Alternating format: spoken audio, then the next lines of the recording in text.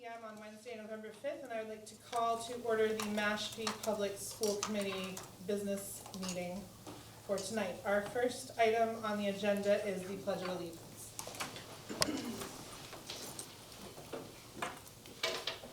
I pledge allegiance to the flag of the United States of America and to the republic for which it stands, one nation, under God, indivisible, with liberty and justice for all.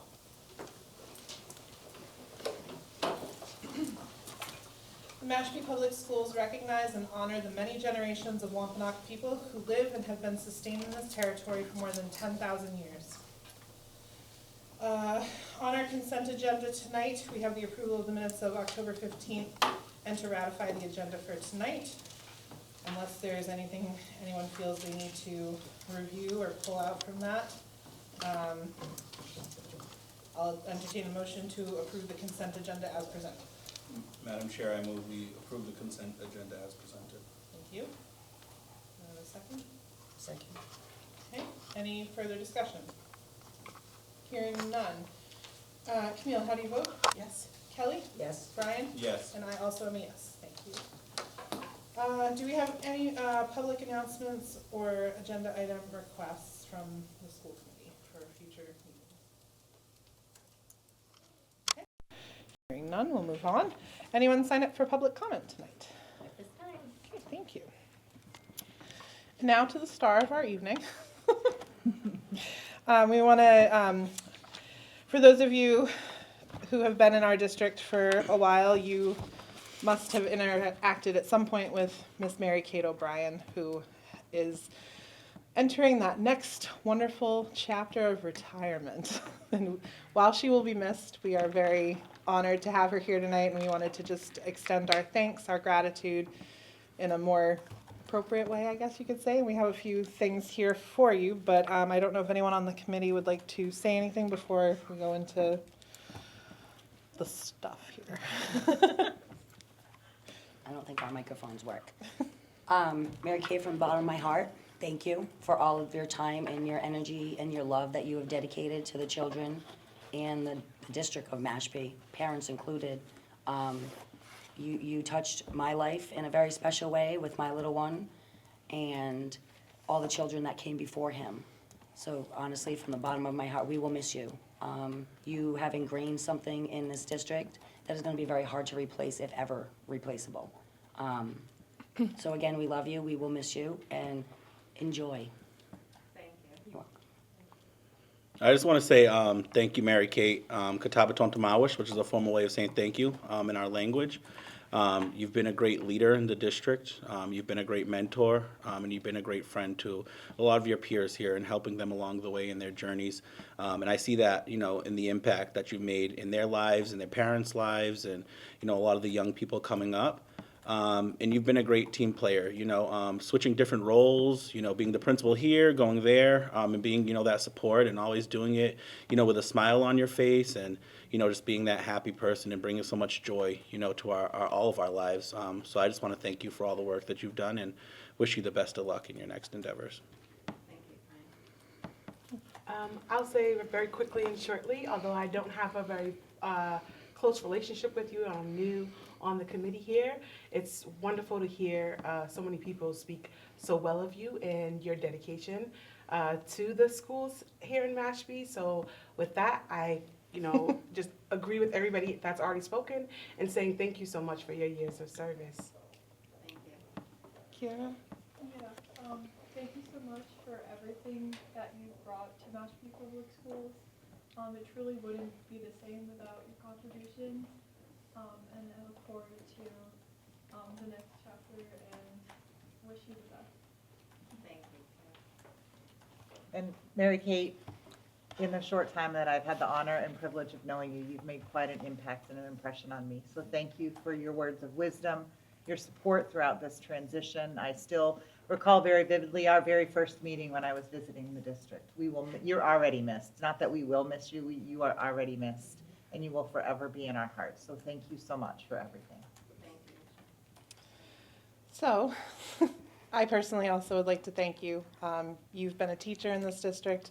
You've been an administrator.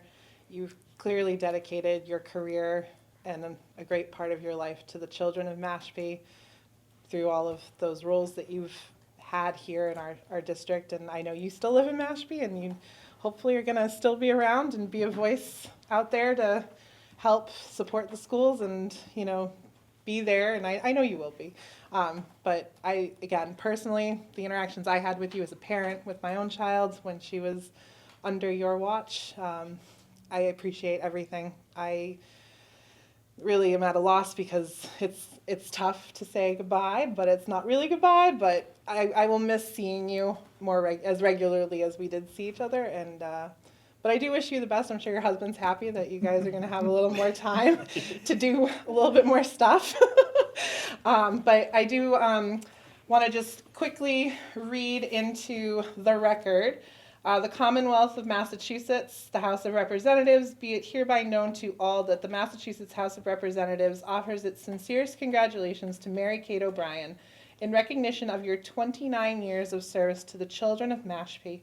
Happy retirement and enjoy the next chapter. Job well done. The entire membership extends its very best wishes and expresses the hope for future good fortune and continued success in all endeavors, given this 5th day of November 2025 at the State House, signed by Ronald Mariano, the Speaker of the House, and David T. Vieira, State Representative. And then I'm also going to present you with this really pretty kind of memoriam, or I don't know what I'm trying to, memento. Did you mind, would the family mind a whole picture with Mary Kate and everyone and the recognition? I have my little vested interest that's keeping me right here. Don't forget to bring him in the picture. Yes. Oh, that's awesome. Just take a picture. Give I'll the take hat. He's so Take a cute. picture. Oh, we gotta get in the picture? Come on, Brian. Oh, they want us all in the picture? I guess. Come on. I guess we do. This is our little Carter and my son Peter. And the other Mrs. O'Brien, that's anyone in the district, and my husband Chris. And I just do want to say, I have to acknowledge my family, because without their support, hearing me go back to school continually, doing one night after another, weekends, I've missed a lot. And thank you guys. I appreciate it, and I love all of you. He's stealing the show, Mary. But and all of the opportunities that Mashpee has afforded me, I am so grateful. And that's how I feel, and I want to end this career with gratitude. I was fortunate to work with Patty DeBoer for so many years, and you know, kids first. It was always kids first, and that's what it needs to be. And my own son might graduate here from Mashpee High. I know what the staff gives back, and I'm forever in debt for that. So I really am very grateful. We're grateful for you, so thank you. So I don't know who wants to Oh my take goodness. the big citation, get a nice big frame for it. Yeah. I'm sure we need a picture of it. Yes, well, I would, Them first. okay, I'll do that first, yes. Okay. Sherry, Oh, will you take that's one and send it to beautiful. me? Oh my gosh, he's doing such a good job. job. Oh, wait, okay. Carrie wants to be here. Real quick. Hey, you little munchkin. Oh, let me. Yeah. Hi. Look, hi, buddy. Okay, hands down. Such bossy around. And Now at this point. Yes. congratulations, enjoy. Thank you for sharing her with us for so many years. Like, sincerely appreciate it. Can we get one with the school committee too? Oh, my goodness. Oh, I don't know about that, but I appreciate it. Oh, gosh. Take care of all of our Take kids. care of all of us. Yes. Oh, thank you. One more. I'm glad you have such a good boy skater. Best of luck to you. Best of luck. Oh, yeah, we're gonna do the whole family and the school committee. Oh, okay. Yeah, I'll stand on this side. I guess I should stand over. Can you fit us all? I can.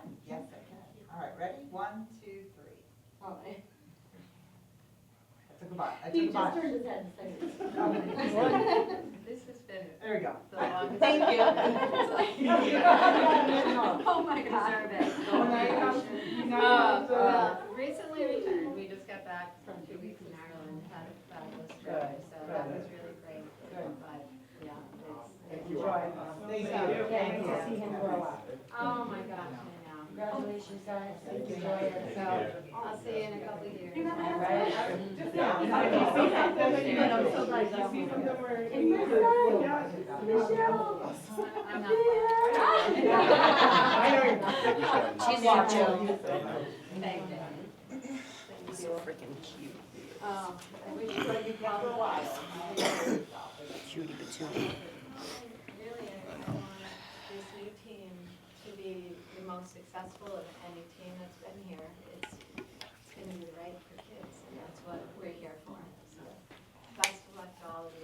Thank you, Thank Mary you. Kate. Enjoy. The real star of the show. Do we want to have her come and watch it? No, it was on social media. Oh, Okay.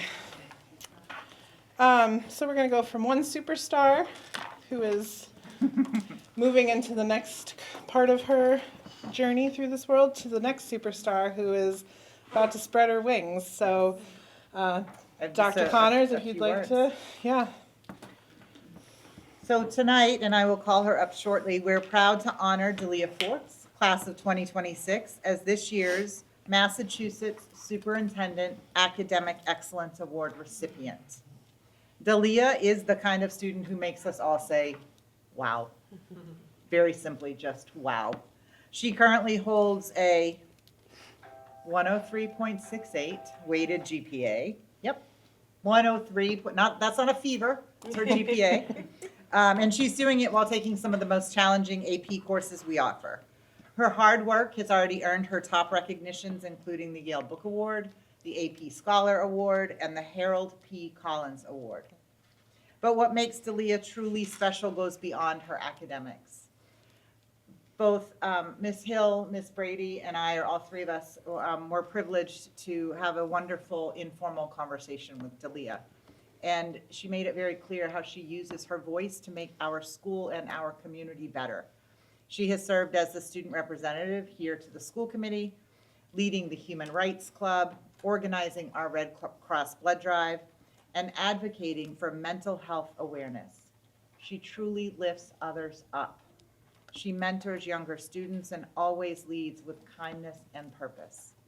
She is also, in case that wasn't enough, a multi-sport athlete, field hockey, winter cheer, tennis, and lacrosse, proving you can be both brilliant and competitive and joyful all at one time. Delia has big dreams ahead. She's exploring a future in accounting or law, not sure yet, and we're okay with that. I'd like to say add education, and maybe she'll come back to us here at Mashpee, no pressure.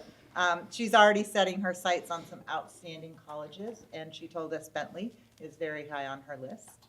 Delia, you represent everything we hope for in a Mashpee graduate.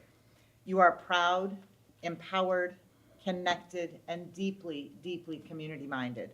We are lucky you're part of this school family, and we cannot wait to see where your journey takes you next, though we'll be very sad when you do take that journey. Of course, no student gets here alone, so may I please also invite Delia and her family to stand and join us so we can recognize and thank you as well. Your support and love shine through in her success.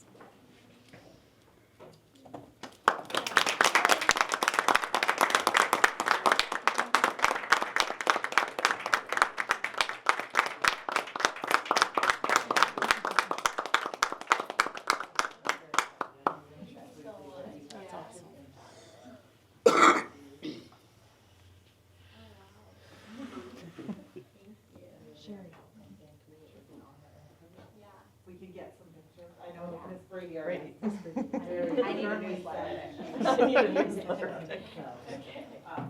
We'll get the whole family? Yeah, fun. All right. Yeah. I would love the whole family. Okay. And I'll join. Do you want, how do you want to? Ms. Hill. Yeah, Mrs. Here Hill. we go, let's put Delia. Mrs. Hill. Why don't you go? All right. Everybody look at me. Smile. Oh, thank you. Congrats, Leah. Thank you all for your support of Leah and giving us, letting her us too. She really is the sweetest thing. I was just taken aback.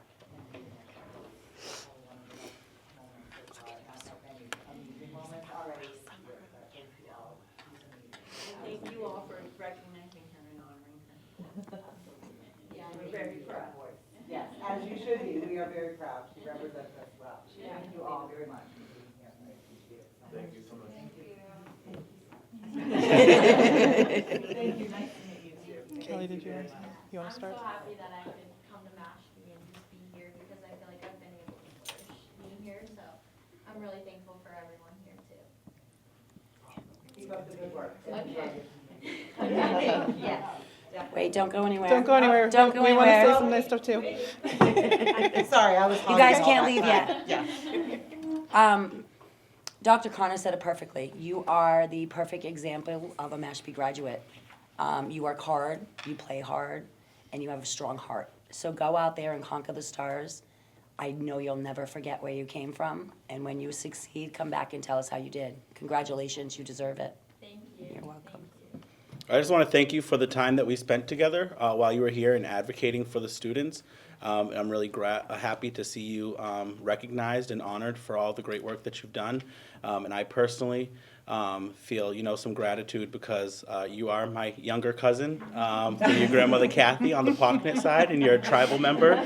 So it's always great to see our tribal citizens and doing good. And you're a bright young person. And I look forward to seeing what else the Creator has in store for you. So good luck. Thank you. Just congratulations. Keep doing good things. We look forward to hearing from you and what your future will bring. It sounds like really good things ahead, and you deserve all the good that's coming, so keep it up. Yeah, thank you. I'm going to echo what Brian said. It was a pleasure having you when you were on the committee as a student rep and to see where you're going to finish the year. I mean, I know it's only November, but I mean, let's be real, you're a senior, so that end, the finish line is in sight, but it's been a real pleasure to see all the different things you've done in your time as a student here in Mashpee, and I'm grateful that you chose to come to Mashpee because you have set quite an example for your fellow students. I mean, from what I know, you're very well known and you do a lot. So you're leaving some big shoes to fill for the people coming behind you. But thank you for setting that example, for being the open and friendly person you are and having the brilliant mind that apparently you have, because 103 point, what was it? 6.8? Yes. I mean, clearly you're, just sitting back and relaxing. But best of luck to you. Family, congratulations. Thank you for supporting her because it's your support that helped her get to this point. So thank you. And little brother? Yeah. Well, you got a pretty cool big sister there. So again, congratulations. Thank you for being here tonight and looking forward to what the future has in store and seeing what else you accomplish in your life, because I know you're going to do some great things. Yeah, thank you so much. Thank you. Thank you. Have a good night, everyone. Thank you.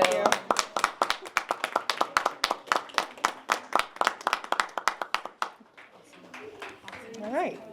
I like when we have fun stuff at the beginning. That's the mood. Yeah, I'm Okay. just trying to soften you all up a little bit. Okay, did at that, but hearing that there's actually, of 106 students that responded, 22 of them, I mean, that's giving us some real, data we already knew and things that we already are budgeting and planning for, but, now we've actually got a number. And yeah, it might be a smaller representation of the bigger picture, but that's a concrete number now. So rest assured, it's still on our list. And Dr. Connors and I have actually been talking about different ideas. So hopefully we're getting closer to some kind of resolution on the late bus. So then we can look at the other stuff. But thank you for that. It sounds like you guys are moving in the right direction, and hopefully, if there's anything we can do, you don't hesitate to reach out. I know we've had a little snafu with our first everybody meeting, but I think we're going to try to schedule it. We said December, right? Or was it the December meeting? I think we're going to try to make December with 10th. everybody. Yes. So look forward to seeing you and your colleagues at that meeting. All right, any other questions before we move on? Okay. Thank you, Kira. Thank you. Thank you, Kira. Dr. Connors, the report and recommendations of the superintendent. The All floor is right. yours. Thank you. So I'd just like to kick off our November meeting and kind of upcoming events with acknowledging Native American Heritage Month. And I'm so proud that though here in Mashpee, while it is a designated month, we actually honor and celebrate Native American heritage all the time because of the richness of our tribal community and our wonderful partnership with the Mashpee Wampanoag tribe. So I want to thank you. Is Roxanne still here? Because she's been so instrumental and supportive of our work. And I just am so thankful for that. So while I acknowledge certainly the month, again, we're honored that we are able to do that work all year long and don't just relegate it to 1 month of the year. Other events that are coming up, I always encourage people to check our district calendar. It is a wealth of information, maybe sometimes a lot and overwhelming because we have amazing things going on. School councils, PTOs, LPAC, CPAC. Our PTOs and boosters have a lot of family fun events coming up this month. Boosters is hosting the Holiday Craft Fair this Saturday at MMHS to support the post-prom event. The Coombs PTO is hosting their book breakfast. You can grab some breakfast, some books, and then head over to the Holiday Craft Fair. Make a fun little day of it. Our talented Mashpee Middle High School musicians are attending the All Cape Music Festival next week. We wish them well. We know they're going to make Mashpee proud. You might recall last year in June, Shauna Vitelli came before us to share the proposal for a vernal pool site at MMHS. And that project kicks off this month, November 17th. They are a groundbreaking of sorts. So we'll reach out to Shauna and see if there's some more formal information that we need or our presence to support that work. I'm also thrilled to share that MMHS Fall Theater Program will present The Outsiders on Thursday, December 5th and Friday, December 6th. Many of us, I think, around this table probably grew up reading it. But it's an adaptation, of S.E. Hinton's classic novel that brings themes of friendship, identity, and belonging, messages that we know deeply resonate with our students currently. And we look forward to celebrating their creativity and dedication and encourage everyone to come out When do and tickets celebrate. go on sale for that? You know, I try and anticipate questions, and I didn't anticipate that They're one. usually sold at the door. Thank They're not you. usually a buy in advance. There's- It's I a guess sold there's no at the door. advance. If you're a Capital One card holder, I don't think there's advance. I mean, unless there's going to be a huge rush for the Yes. Blue Falcon Theater Company, which would be Right. lovely to Would be see, but wonderful. Yes. they're sold at the door usually. Yes. And at that, I'm going to turn it over to Ms. Hill, our Assistant Superintendent. Hi, everyone. Hello. So I just wanted to give you an update on some of the things that have been going on in the district regarding teaching and learning since our last meeting. One of the things that just happened this week was UFly training, so over at KCC. UFly is our new phonics program that we are implementing this year. It comes from the University of Florida's Literacy Institute.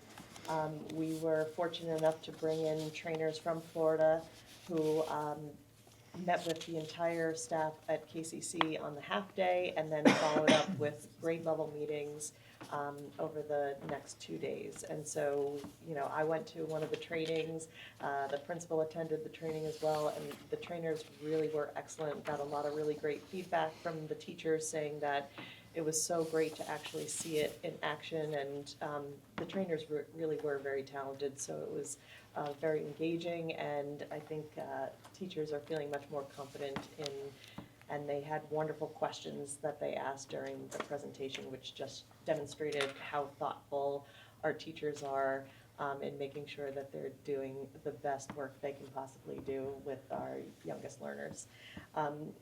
I also wanted to share with you that we are embarking on curriculum mapping both at the Quashnet School and at the middle high school for different purposes, however. So for Quashnet, it's laying foundational work for a revision of their standards-based report card, which is what one of their goals for their school improvement plan.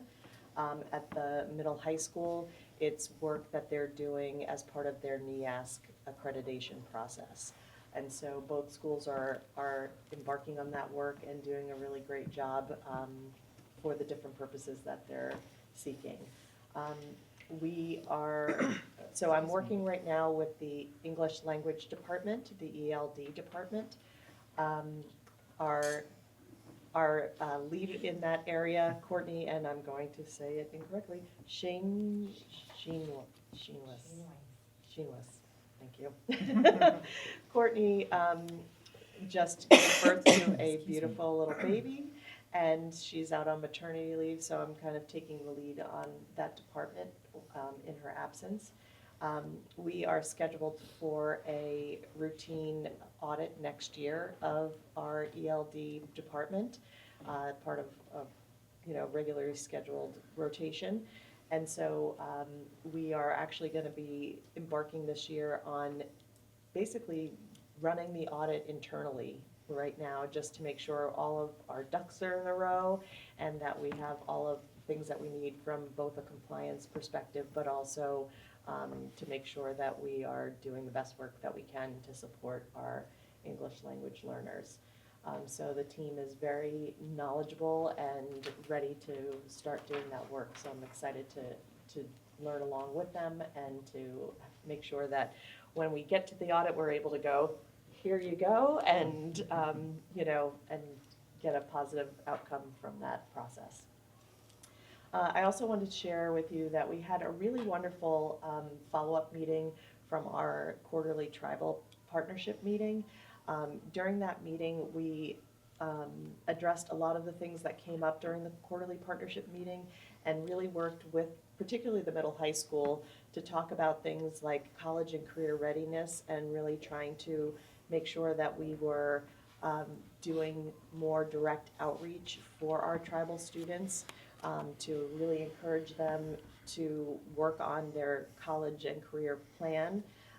And also to make sure that families were more aware of when colleges were coming in to give presentations and to make connections, and really to have students really highlight that part of their identity as a strength that they can bring to any college or university that they apply to.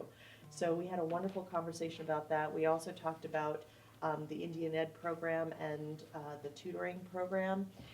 And talked about how we would help to monitor student progress and conference with students so we could help them along their course of their year to make sure that if they do have any gaps that we're addressing them and kind of keeping track and checking to see their progress throughout the course of the year. We also talked a lot about improving communication. We've done some work where we've really started to look at how students identify in PowerSchool and how we can actually capture our larger group of students who may not just identify as only Native American, but maybe identify as Hispanic and Native American and or other groups and Native American. So we're doing outreach to a larger pool of students and really capturing more of our tribal students in the process. So talking about how we can actually improve communication with our tribal students, both from the tribal perspective and from the school perspective, to really make sure that our tribal students are accessing opportunities that the district has to offer. So it was a really great collaborative conversation, and I'm looking forward to doing a lot more work with that partnership. And then the last one I wanted to share with you is our mentor training. This is actually the first year that in the contract we're including Unit C mentors, which is for our paraprofessionals and for our admin assistants. And so I just finished up doing training for not only people who are new to mentoring teachers, but new to mentoring their colleagues in Unit C. And I just want to publicly acknowledge just how great the group was. They were so wonderful in sharing their stories and their experiences, and I really feel like they learned, not from me because, blah, blah, blah, but honestly, they learned so much from each other and how they were just really vulnerable and really open with their experiences, and I know they just picked up on a lot of a lot of different ways to approach the mentoring process. And I just have already heard from them stories of these little aha moments that their mentees have been having over the course of the year so far. And that's making a difference for kids. And so that was really exciting work, and just wanted to give them all a shout out because they're giving up their time and their experience and doing that to not only help a colleague, but ultimately help the children that colleague reaches, and it really expands their reach as an educator. So it's great work. Any questions? I have one quick one if no one else does. I know. So I know in the past, the Tribal Education Department used to provide and coordinate trips to Native American colleges and universities.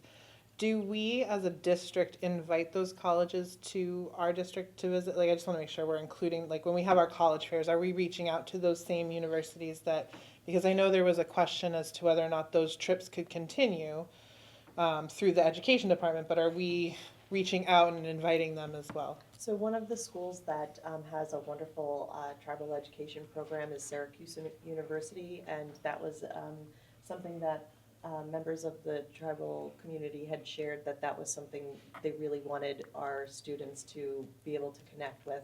And so that was one of sort of the jumping off part for some of our conversations. So,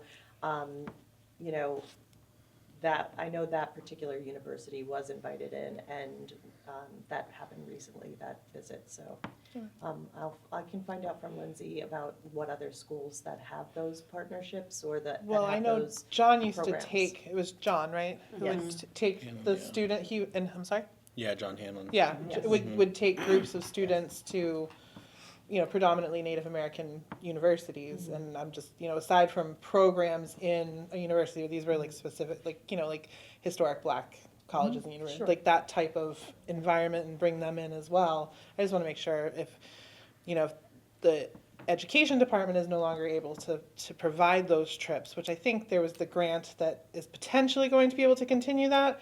But if we can also make sure we're inviting them in. I do believe that Mrs. Kett and Mr. Hanlon had kind of that separate conversation about connecting so that Mrs. Kett could learn what are some maybe colleges and universities I may not be aware of Yeah. to ensure that there's outreach to Okay. them, to let them know about our That's large all I want. college fair. Great. Yeah. As long as that's happening, I'm Yes. good. Any I other? do believe it's the communication between us and the tribe. I think that was kind of one of the main purposes of this follow-up too, was to really close that circle, tighten it up and make those connections and establish. In fact, I think one of the phrases I used is that I would like for Mashpee Public Schools to look at the tribal education department as an extension of us. There's a history department, there's a science department, we have a tribal education department. We all serve the same students. And so really incorporating them into this work. And sorry, one other thing that you just made me think of too. That list of items that we discussed back in August, I know there's a couple items that we could work on. We haven't lost track of that list either, right? Has that been discussed in the quarterly partnership meetings, or do we need Some to of the maybe things that we revisit? did talk about actually came up from that initial Okay. meeting, and others we have not yet addressed, but some of the launching off, Yeah. that meeting was a launching. Okay. place. Just want to make sure we're not, I know I still have that list in the back of my head, and I just want to make sure we're all not losing sight of that list and advancing it as best we can. So it sounds like, Brian? I guess my question is, are we still using the former protocols that we agreed upon when there's incidents with tribal students, that the district is contacting the education department? Because that was something that had come up previously with some of the students and some concerns, and that was kind of like the past practice. I don't think it's written down anywhere, but that was pretty helpful to know when there are behavioral issues or any kind of issues with tribal students, that you're reaching out to the tribe to make sure that they have supplemental services or things that we can work with the families to provide the services that they need. If the school can't, then the tribe could look at that as well. So if that's something that we can, I don't know if that was talked about in the partnership meeting or something we can It wasn't, continue but to I do. think it's something, certainly, I know for instances, specific instances, that it has happened for example, I myself was, I helped trying to navigate a situation properly, and I, on my own, reached out to the tribal education department. We also would want to make sure, though, that that family has first shared that, or signed the consent to share, because otherwise we are bound by the student privacy. But we can certainly look into that and see what those policies are, and then or what procedures we have in place, and then make sure that if we have a signed consent to share form, that the building leaders know if Trish has an issue, you have a consent to share. When you call the family, also call the tribal education department and let them know. Is that what you're asking? Yeah, because there was an incident recently where I was approached. I think maybe Camille might have been approached as well from a tribal family that had a problem with a teacher that had a cultural item that they were not giving back to the student. They said it was a distraction, and they refused to give it back to that student. So like when things like that happen, and I hear about that, it's definitely a concern for one. But for two, I wouldn't have known unless, the family didn't reach out to us. But then that's also something I don't know if the education department would know. Because if it's a cultural item, it's kind of like religious items. You wouldn't take somebody's Bible and say, I'm going to keep it and hold on to it until you're ready to get it back. I would So, hope that yeah, family let yeah. the principal know that that was an issue with the teacher too, so that could be dealt with, because that Yeah. is definitely. And that was just something, like I said, it was just an incident, in passing in the grocery store, and you see people and they're kind of course. like, hey, what's going on with this? And, Right. but yeah, to that point, I think, that would be helpful to continue, to have those relationships and the assistance from the tribe. I'm gonna just piggyback off of what Brian said, excuse me, my voice is going, but I thought there was an agreement signed with the district and the tribe for stuff like Brian just said. There was an agreement that was signed with the schools and with the tribe that if there are instances, truancy is one of them, with the tribal students, that the education department of the tribe is made aware of that. We do Is have a that- truancy So agreement. I but see that's Ms. it. I was gonna Roxanne's, say, if Ms. you want to Roxanne's come and coming speak, up. but my recollection is, and Ms. Roxanne might also be able to elaborate more, and Brian, you were here too. There is a truancy and, what's the word I'm looking for? There is, yeah. like, and it's a legal document that you developed with, like, lawyers and, Yes. And I think probably what we should do is speak with Dr. Connors and Dr. Hill in regard to maybe doing a little bit of a workshop to reintroduce, since all of the administration is new. We really haven't introduced that yet. I know I've mentioned it in passing to Dr. Connors, so I know that Yeah. she was aware of at least the truancy part. The instance you're speaking of, I do, yes, notify the principal, and then we up it through the chain.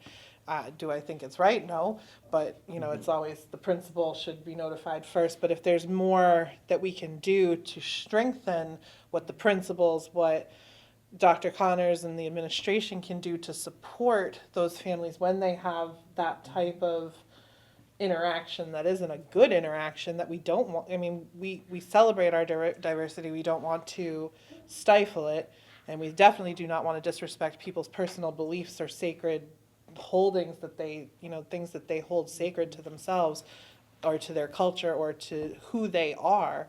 I think, your point of a workshop, if Dr. Connors and Ms. Smith, I can't imagine we wouldn't be open to that, but I think that's a great idea.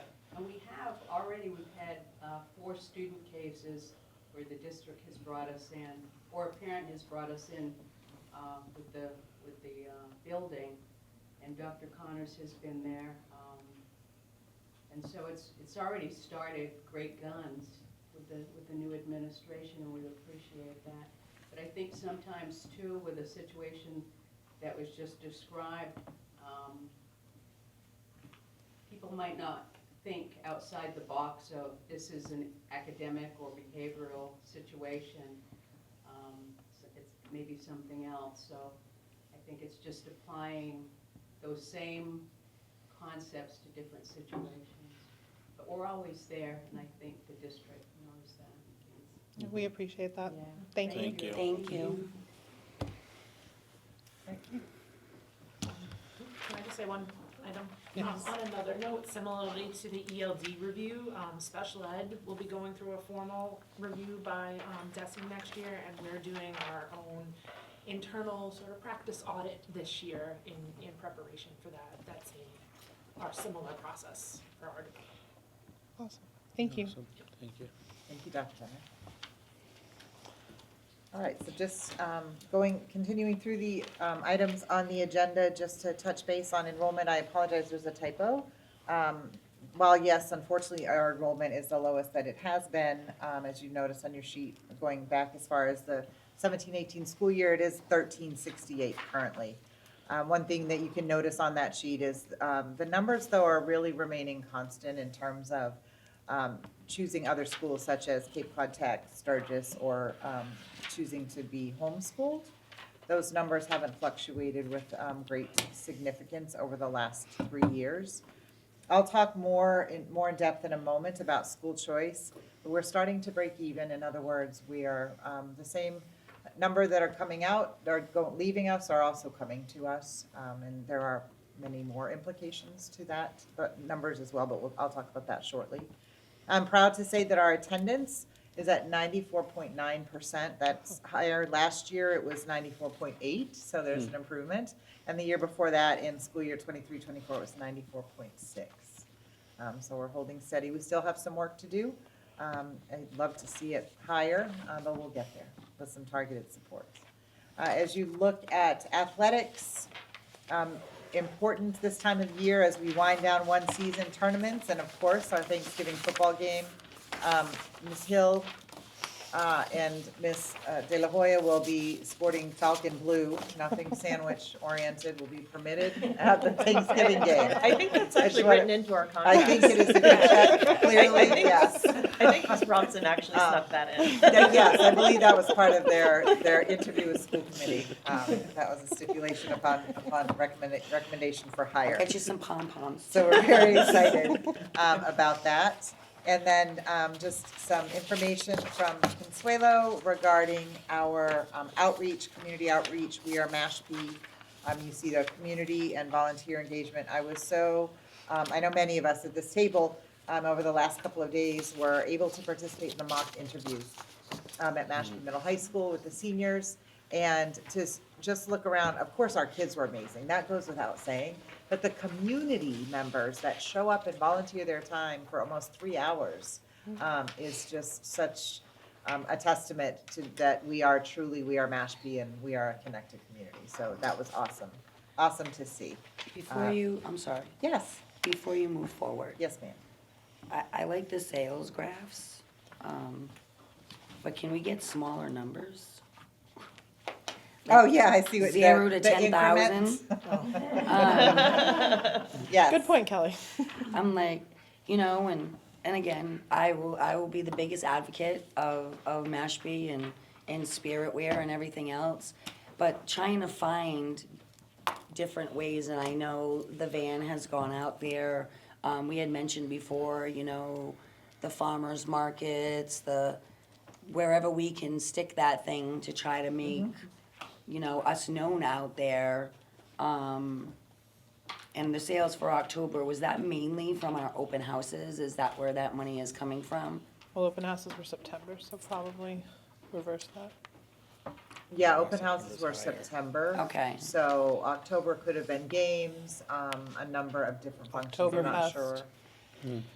Okay. I know that the mobile store will be at the Clam Jam on the Commons on November 16th, so Consuelo has been working with the Commons too. Yeah, to You Kelly's will. point, if she just does a year over year and then the month, like if she just takes the year, the total out and just does the monthly comparison and then like a year over year, probably be a little bit better to see where we're at. Okay. And we can watch that year over year one kind of just catch Right. up. But that would be probably my recommendation. I'm like, okay, 0 to 10,000, that's, you know, it Right, just, yep, absolutely. I will pass that along. thank you. Of course. All right. Just to step back for a moment and talk about school choice, and you'll be seeing some of this data again, but just, this goes from fiscal year 16 through our FY '25, just to show you, you don't need to work the numbers, it's more the colors I wanted you to focus on. So the blue is the number of students we receive from school choice. The red is students who leave us for school choice. So you can see, you know, early, back in 22, 23, there was a larger gap, but as you get to last year, that gap is closing. And so that does have somewhat of a financial implication in terms of the amount of school choice money we bring in. If you, Sherry, could you go to the next slide for me? Have we reached out to the families that are leaving? And I think I've asked this before, a survey maybe type of thing of why? Besides the people that go to Sturgis or, you know, the tech schools. 'Cause a lot of what is being brought to my attention is just the atmosphere. And I know it's gonna change and I know it's getting better. But that's why a lot of the kids leave. And so there's a couple things. So yes, to answer your first question, we actually just had a second follow-up conversation about that today, this afternoon when I was at MMHS, with Consuelo and connecting Consuelo. And we're working on almost a marketing campaign, you know, We Are Mashpee. And so we have, highlighting our pathways, we do have to take it one step at a time. We had very big ideas today and they were like, we're going way too fast. But one of the items that came up during discussion is the why.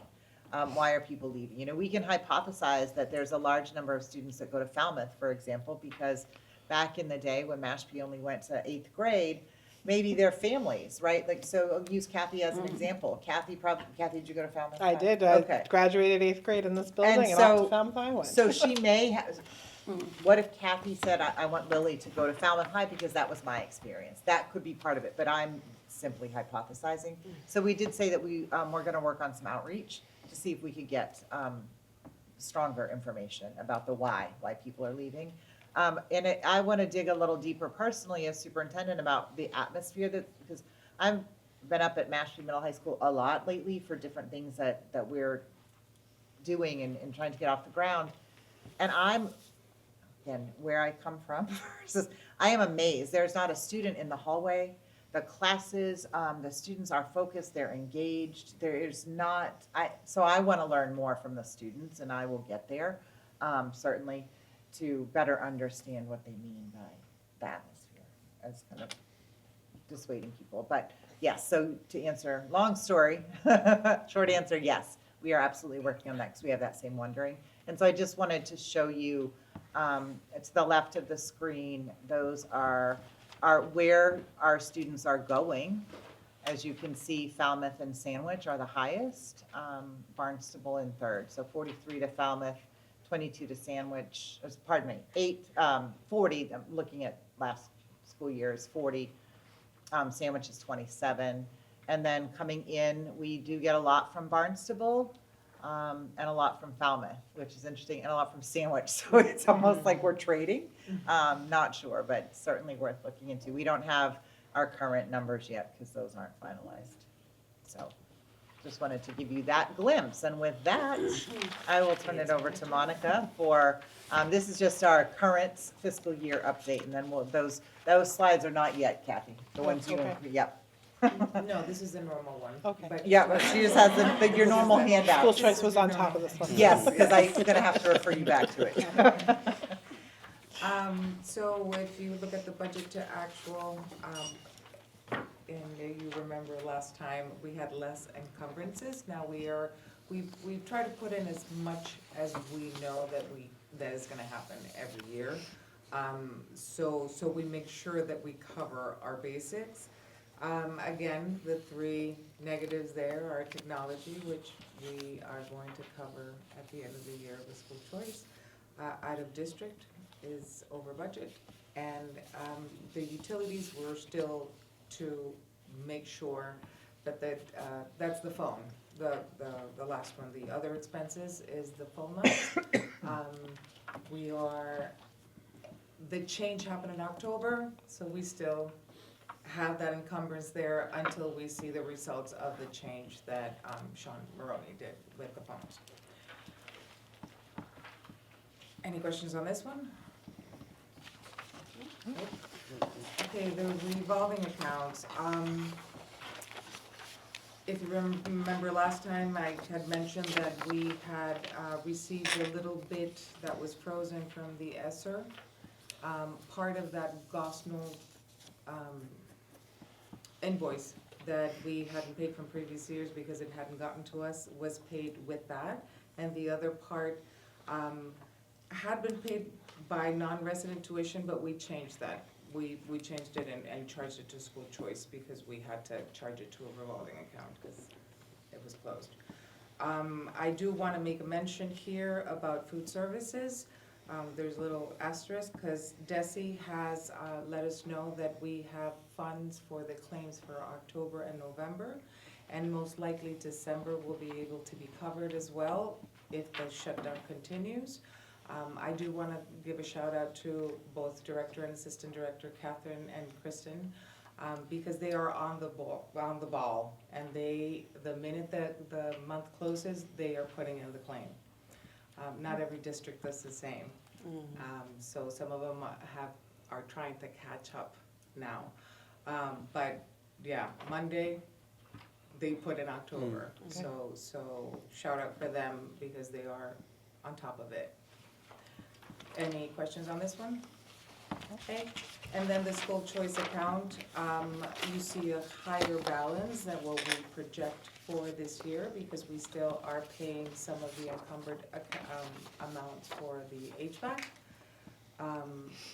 But as you saw the numbers for school choice, there is much less that will be coming in. The 49,000 that you see as being received in September will most likely be what we get and not deposited for October. This is up to 10/29, so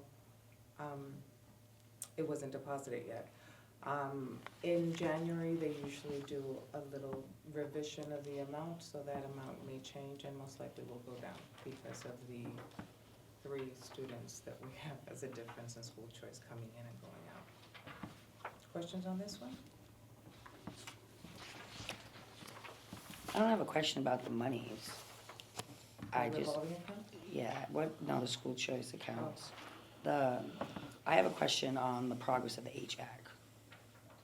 Okay. Are we at a standstill because school's in session, or is it still No, progressing? they do third Okay. shift. Yeah, no, not at all. In fact, I'm due to circle back with Catherine and Brad, but December break is when they really start some of the more visible work that will lead to, for a few months, a rotation of moving classrooms out of spaces because things are, I'm just gonna say things, I don't know, HVAC, connected in the ceilings from room to room, and ductwork, thank you, Kelly.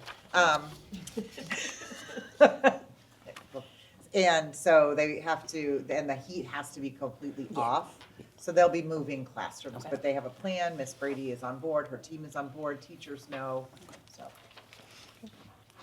Thank you. yes. Okay, that's it for me for now. For now, yes, for now. Thank you. Thank you. Okay.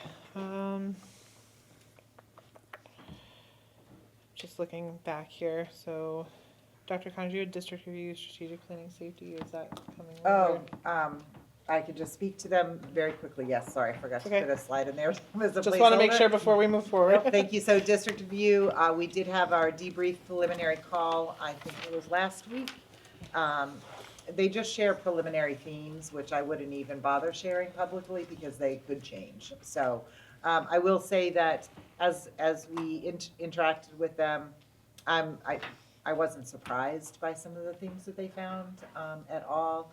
I do look forward to the report. I do believe it's going to be a lever for change in 2 ways. It's going to really highlight where we're strong, and it's going to let us know the directions we need to go. It'll be foundational for our strategic plan as well. So that was very positive. Segue into strategic planning. Our second meeting is coming up November 20th. We have about 23 to 25 members, which is great. I'm excited. We had a really good first meeting. And so that momentum will continue. We are in the process of talking about surveys, which you've heard a lot about tonight, student surveys, family surveys, NEASC surveys, if you're a parent of an MMHS. Got that email. So we are cognizant of survey fatigue, and so we want to be mindful of that. So that's in process right now, because we had initially thought, between Thanksgiving and the holiday break, we would send out the survey, but I want to be just careful and cognizant. So that's there with strategic planning and safety. We are always continuing to review safety procedures and identify areas where there may be some weak spots still. And we do have, I believe at our next meeting, I'll have another update with another positive security shift that will help the safety in our schools. Okay, thank you. Just, and one quick thing, Brian, I think you're my partner in crime on the strategic planning for school committee, if that's still feasible for you? Yeah. Okay, just wanted to, okay. All right, so we got through all of my stuff. Okay, so subcommittee reports, we're going to start, the policy subcommittee had a lot to do, so Kelly and Camille, I don't know which one of you would like to kick this section off, but. Yeah, it's a lot. There's a lot of moving parts, there's a lot of things that Desi's presented to us that we had to look over. I think a lot of it has to do with things that we had in line to begin with, honestly. Their competency determination is pretty in line. I think we want more competency than they want, which puts us at a higher point. If you look at what's recommended, through the state and then versus what we recommend as a school, we have a stronger competency determination than the state of Massachusetts does. So that one went really well. We went through, like you said, there's what, 1, 2, 3, 4, 5, 6, 7, 8, 9. Yeah, you got some 9. reading. There's things that need to be worked on, and things that we think that we're gonna take what we have in place already and make little tweaks in it of just wording, I think was a lot of it, versus what we had before. I don't think there was too many things that we didn't have different than what Desi had in their policies, so that was helpful.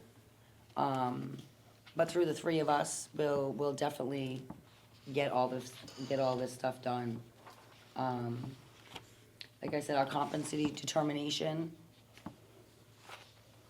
I think was just the wording of it, right, Michelle? I think if I recall both the DESI policies, competency determination and the middle school pathways exploration. We didn't have any issues with those because they were very straightforward. Right.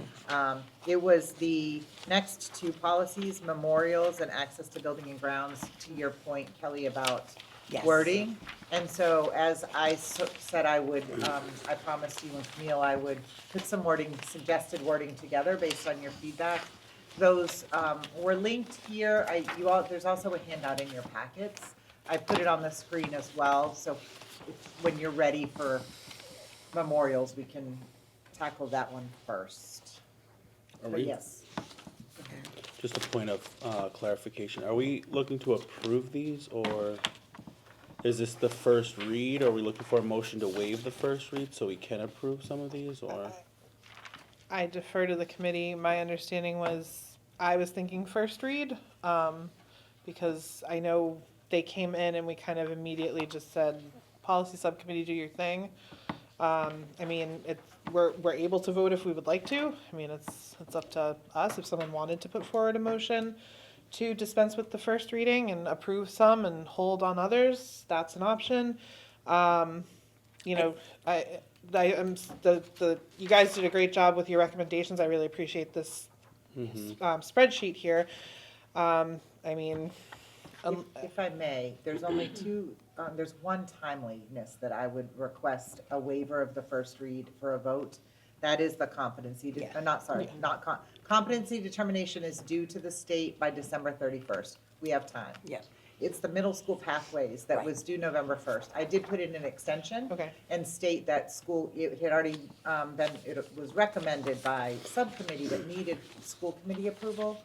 That would be the only one that I would like to, if possible. I'll be honest, I would be inclined to entertain a motion to approve all of the ones that the subcommittee recommends on the two that have an option 1 or option 2. My thought would be first read, come back at the next meeting. I was That would be my Yeah. thought. I don't know how the rest of you feel, but that would, to me, make sense, but Yeah, that again, makes sense to me. Yeah, I think those are the only two that we kind of said, you know, all right, let's see what everybody else said. I mean, the other Yeah. ones are pretty straightforward. Yep. I mean, I'm fine with working on it and working through it now. I mean, I think we can determine out of these two options, option 1 or option 2 for FFA. And then the other one, it seems like there's 3 options, so I don't mind going through this exercise and then just doing a blanket motion to approve all of them as discussed, if that's easier. Camille, you have thoughts? I would say whatever the group would like to do. Okay, Kelly, you want, all Yeah, right, I let's feel do the it. same way, yeah. Okay, so then it jumping done. ahead to FFA, Yeah. okay. So Kelly or Camille, you wanna, or Dr. Connors, wanna tell us what we've got here? Page, what is Whatever it, you'd like, 31? whatever you'd like, Neil and Kelly, whatever you'd like me to do, I'm happy to. I would just like to just say a little bit about the vocabulary that's in, the language that's in there, and why. When we first were reading this policy, we were looking at the word prominent. You see it highlighted there in red, and what that would mean. You know, my thought was that I think that we would have varying definitions of prominent based on whose community you're talking about, right? And so just ask that maybe there'd be some, you know, some other language that we could use, or to simply define what prominent meant. But I will turn it over to whoever else has any other remarks. Yeah, that was definitely, like you said, it depends on who you talk to, who they consider a prominent member of our community. And I think that's why, Michelle, like you had put, I like the wording in option number 2, where it says an individual who has demonstrated exceptional service or commitment to the students and schools of Mashpee Public Schools versus a community member who has made notable or sustainable contributions. Because again, what one person considers sustainable, a sustained or a notable contribution doesn't mean another person feels the same way. There are specific individuals that come to my mind when I look at where it says who, you know, exceptional service and commitment to our students. So I think that wording, is better than the first one. I would agree with option 2 as well. I think what's kind of hanging me up right now on this is the school committee having the authority to basically remove I don't like that part. memorials or monuments, but I don't know in the first place that we vote to approve these monuments, because I know that we vote to designate, like, you know, the Paul Funk, you know, health center that we did, or stuff like that, but I don't think we voted on Ryan's memorial stone out there We on didn't, the it just field. appeared. Right, yeah, so I Which is, but that's the problem, is Yeah. this policy was in place and it wasn't followed. So I Huh. think that was partially why it was brought forward, because there was question about a new memorial, and we wanted to make sure we were clear, because what designates one person having a memorial outside of the memorial garden, to Kelly's point about what is notable and sustained or exceptional, like what makes one person more that they get to be outside of the garden where everybody else is, and how do you differentiate and say, oh, this person gets their own stone outside the garden versus this person who gets put in the garden because they weren't as well known or what, like, to me, it's like, how do you make that decision? And I think that's why this policy needs to have that in there. The policy's actually, the base of the policy is that there should be no permanent memorials. Yeah. My question was, where is this so-called memorial I garden? took It's pictures. right I next took to- pictures it's for you, right- But I know you still can't tell. No. So, Well, because once upon a time, it was beautiful and maintained Yeah, and it's well on the kept, and then side. things got a little, when you're walking on the sidewalk along the building, you've got the gym, like, you start at the edge of the building, you got the gym door, and as you're walking, there's that trellis entryway. Yeah, That's the entrance to the Memorial Garden. And it okay. used to be a senior project, legacy senior project.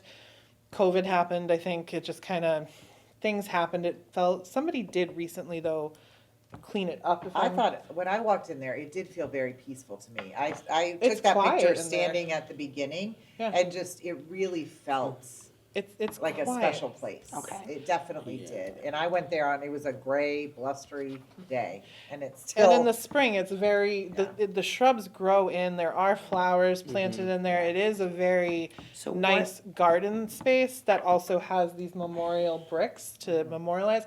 Kira, while Kelly's looking at that, you had a chance with the student advisory committee to review this as well? Yeah. Did they have any comments or thoughts on this policy? Well, we went over with Dr. Connors, we went over the IK, FE, and like the middle school, and we didn't actually go over the didn't get to FFA. those Okay. We others. decided that it Well- would be less building focused. Okay.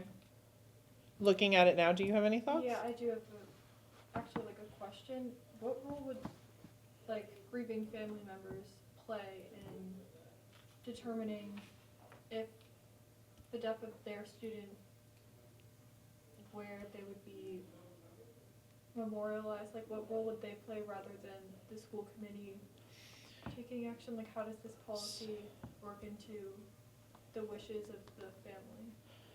That's a great question. I'm assuming in the past, and I think Dr. Brady, or Mrs. Brady left, but if I understand and I'm remembering correctly, when we have had the unfortunate experience of, I know Nolan is still, we're not, he hasn't yet been placed in here, but I do know from past students, they have reached out to the family and say we would like to add their name to the garden, and it's a very tasteful memorial brick. It's kind of similar to the community garden, the community park across from town hall, and that memorial for our veterans who have given their lives in the line of service. So it's subtle. It's not anything ostentatious. It's a very respectful, just remembrance of this person was here and part of our community. But I believe that the families are reached out to. So, Kelly? I can personally answer for the two memorials that are along the pathway from the athletic wing to the football field. And those were requested by the family for that positioning, just because that is the pathway that the athletes They take. request it to, though? That's what I'm trying to understand. Where did the request go? Because I'm it not never sh- came to us. No, and So it who probably- did they request I it to? don't know, but Yeah. that's what we were told by, that's where the family wanted that placed. Yeah, and so that's where some of this, but again, what makes them more like, that means anybody would be able to place a memorial anywhere on the grounds, and how do you say this student's more deserving of being up front? And I'm not trying to demean anyone's loss, please don't take my comments this way, I'm just saying, how does one determine, oh, this kid gets to be right up front and center, and this kid's gonna get put in the garden? It's an equity thing at that point in some regards, because I want everyone to feel like it's equal, and it's not like we valued one student over another student, because sometimes placement, size, different things can denote different, you know what I'm trying to say? And I'm not trying to disrespect anybody, I'm just trying to put that other perspective on for the other families who didn't get something that was front and center. Do you know what I mean? Yeah, Right. I have a lot of questions now. I was just Sorry. thinking It's like, you who might paid wanna- for it? Was it a Like I class said, gift? Did the like I class said, it decide? Did literally, the in my family opinion, just decide? popped up. I drove one day and I was like, whoa, where'd that come from?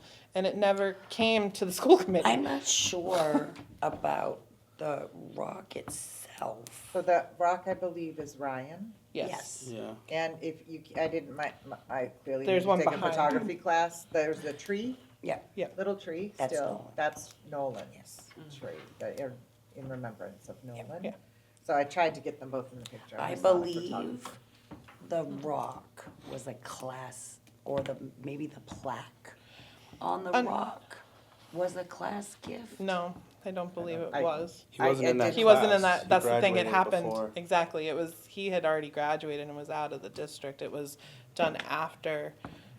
Again, tragic, not anything we ever want to hear one of our former students or current students or families have to go through, it's just, I don't know that this policy, which we No, had I'm on not the saying books. his graduating class. I'm saying the year that was put there, No, it it was wasn't there. that graduating class's gift. I don't believe it Two. was, but we'd have to look into that. The- That's what I said, who the paid plaque- for it? Yeah, Yeah, the plaque says in loving memory of Ryan M. Hendricks, MMH class of 2021. I stand corrected. Oh, Is no, what he the was plaque the class says. of 2021. Okay, so that's Yeah. what It the plaque doesn't says. it doesn't say dedicated by. No, it okay. doesn't. I might recommend you table this.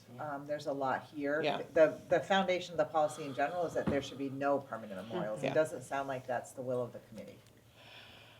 I think there's a I lot think of there's a- questions there's and a lot where of we question already, language maybe. but I think also where we already have a memorial garden, I have concerns about memorials placed outside of what has been designated a memorial garden.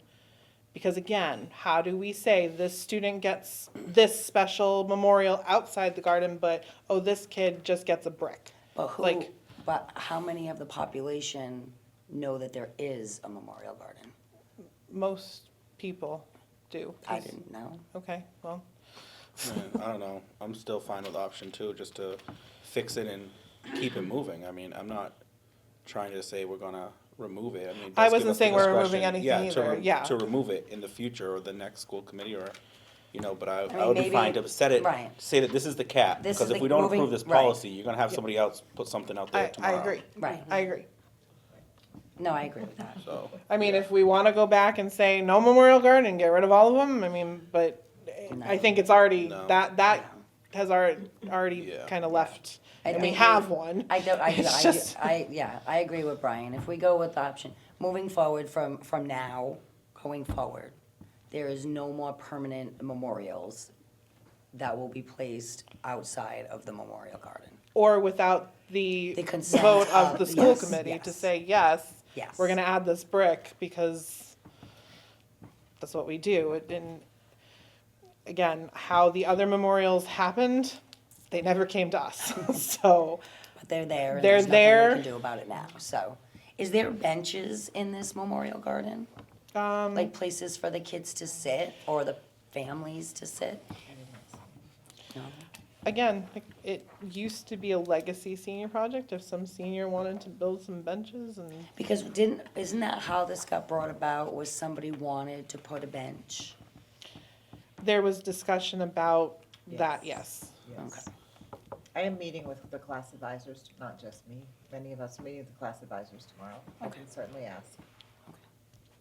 I think signage and other stuff might help also, just Yeah. because people don't know it's really there.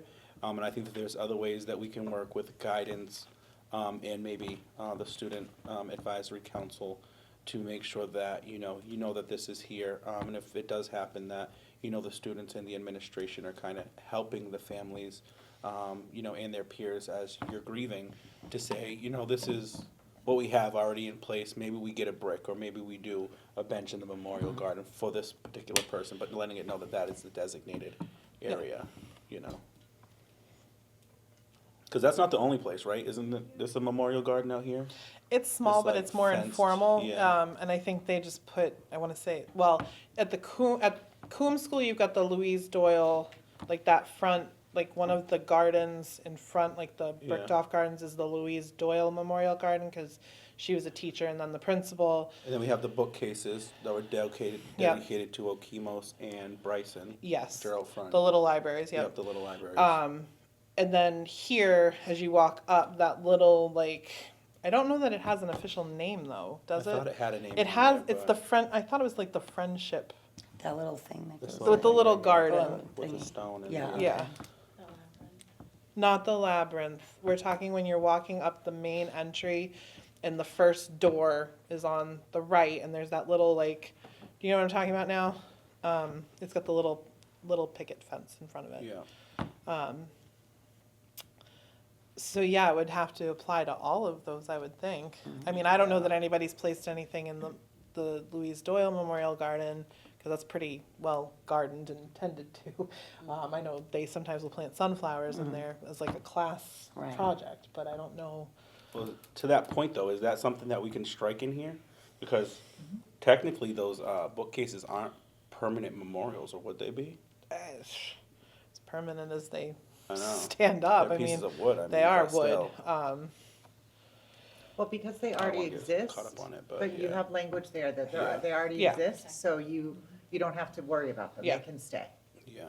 It's more if we ever wanted to move them or do something different, if we wanted to move them to the playground, that would be something that I think. Yeah. I think memorials in general, that's kind of what I'm getting at, not Yep. the permanent, because Well, and this they doesn't could do other just, stuff. this doesn't just say the high school, this is Yeah. very just Right. school. Like, there's nothing in here that designates one specific school. And I think it's fitting, to have it be at the school where the student was. And again, where we already have certain things in place. All right, Well, we said option 2. We have 2 for option 2. well, I'm willing to entertain a motion, so if someone wants to go ahead and make it. What about the other one? Should we work through that one first, or with the 3 options, or? Oh, yeah, we can, you want to do them together, or you want to do them one at a time? Well, do you guys have an opinion about I'm fine option with one this or one. option two?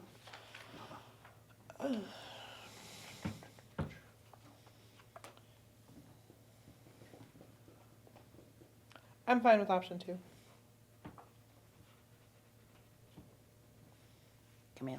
Oh, she's reading. We're still on the memorial one, that's what Kelly's asking about. Oh, yeah, I'm good with option 2. Okay. Okay. So then the next one, figure out option 1, 2, or 3? Yep. That's what I was thinking. So this one is access to buildings and grounds. Kelly or Camille, do you want to speak on how you came up with or Dr. Connors or whoever was at the policy subcommittee? Want to talk about how we came up with the 3 options, or? The, the language in red was the language we were struggling with, because we wanted to ensure that it was made very clear that our students are first, our teams are first. So after school practices, for example, after school hours, they go out to the tennis courts and members of the community are on the courts. Like, how do we make sure that that time is protected, if you will? And so that was kind of my charge to say, okay, let me see if I can come up with some language as some options for the committee.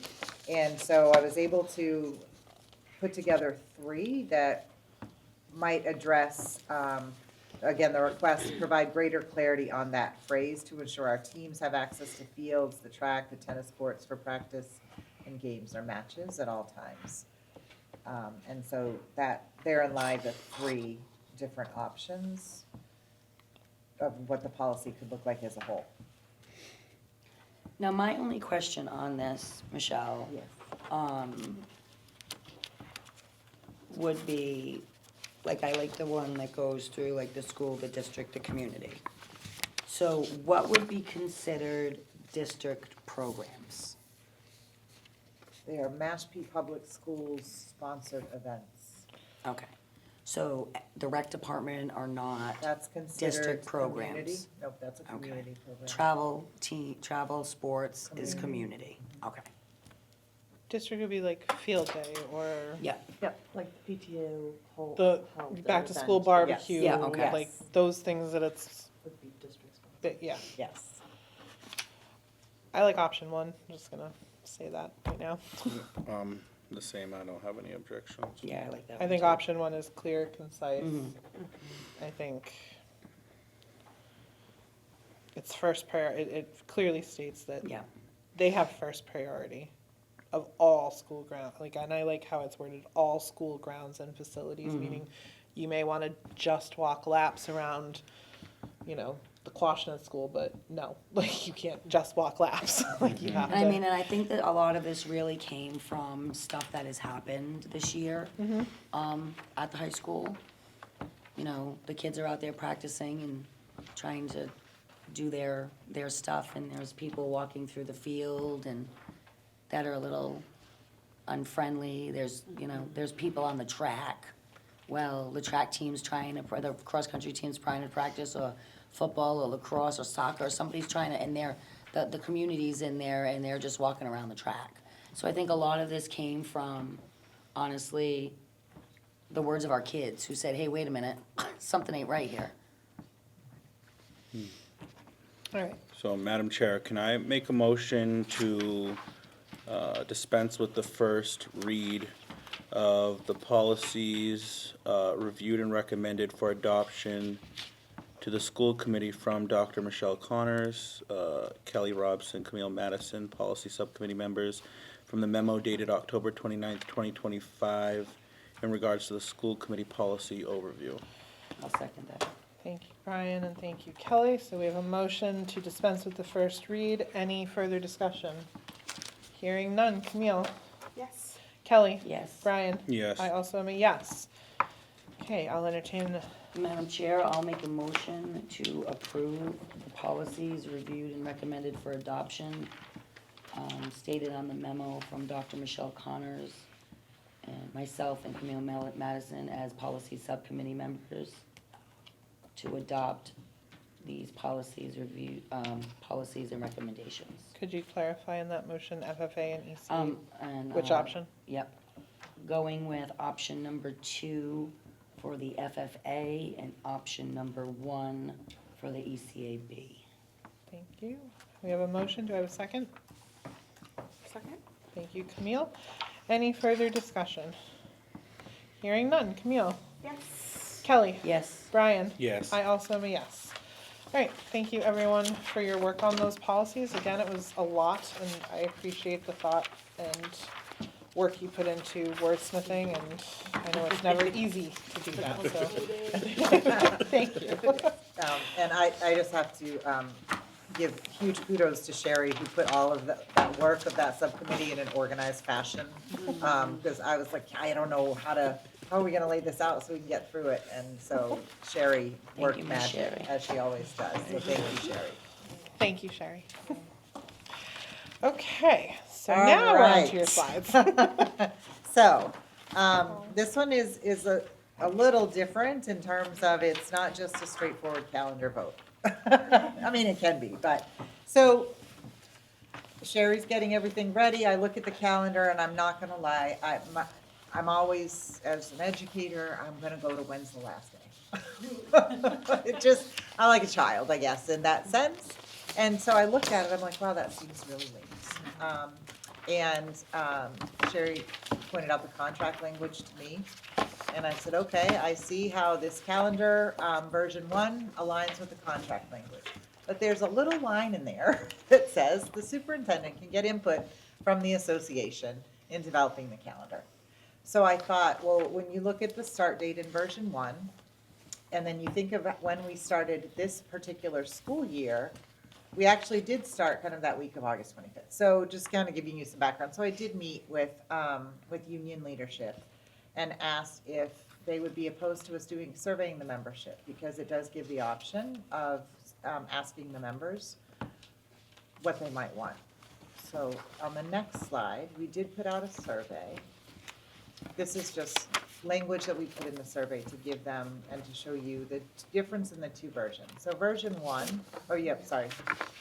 version 1, we would have, this is the contract alignment language. Monday, August 31st, Tuesday, September 1st would be staff PD.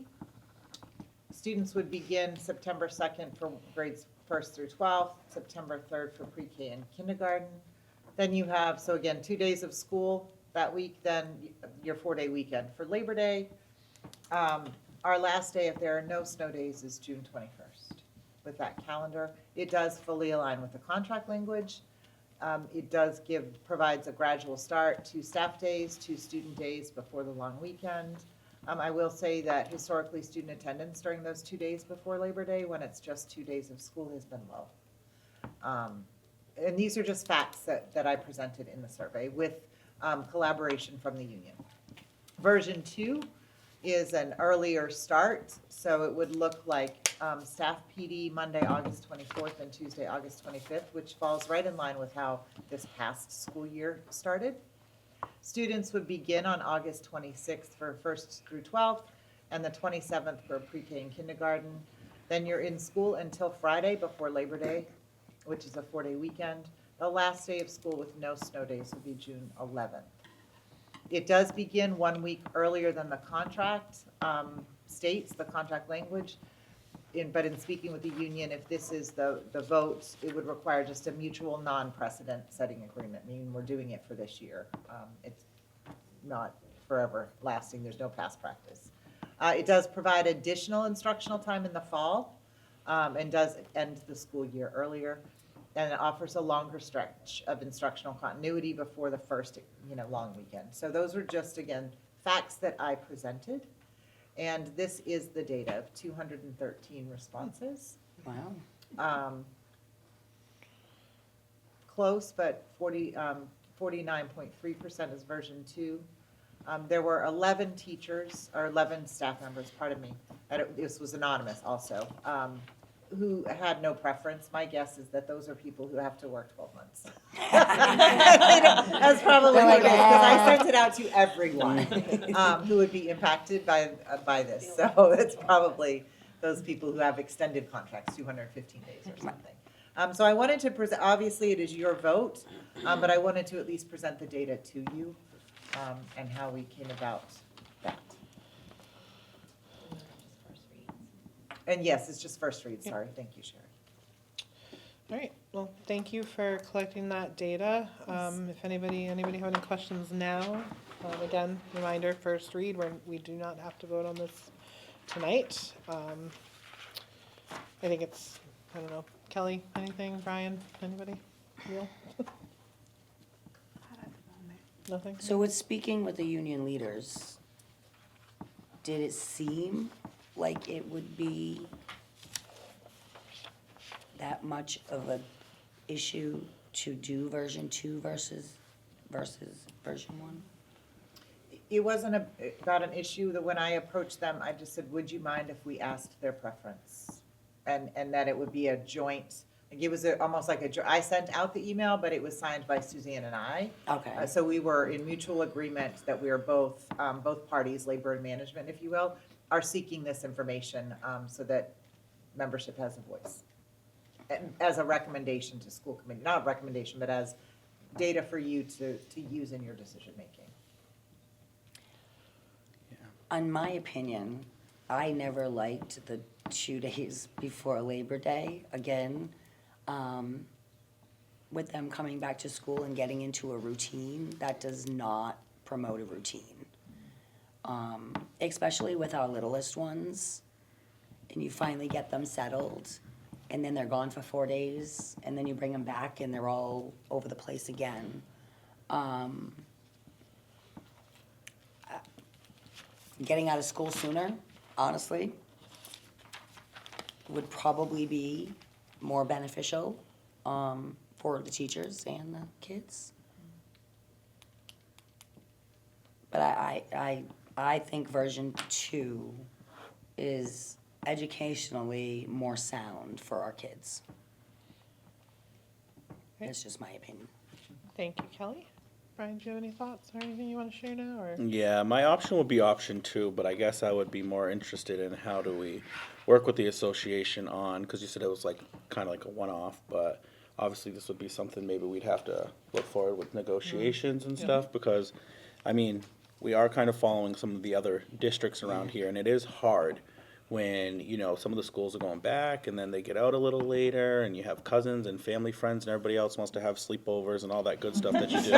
You know what I mean, in the summertime. But, so I don't have, any objections to that. Starting earlier, I think, would definitely be better and beneficial, and just in this day and age and in the climate and the weather.